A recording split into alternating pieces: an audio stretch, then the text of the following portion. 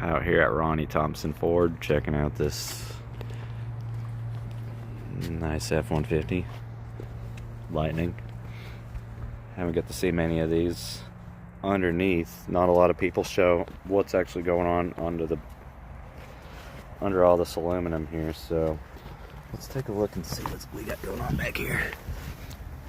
We got independent rear suspension with some nice coilovers over here, struts. You get your motor mount there, and CV axles. Nice CV axles, yeah. Big old aluminum control arms, electronic parking brakes. Look at the size of that bolt, dude. Thing's huge. This is full-size truck with independent rear suspension. Never thought we'd see this, but Expeditions have it, so Explorers. Kind of crazy. Check out up here.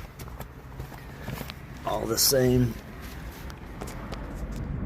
stuff as normal, except you got a different looking differential.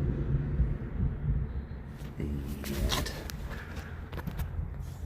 where's our motor? Gone. No motor.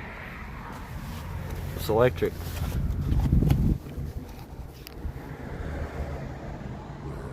Yep.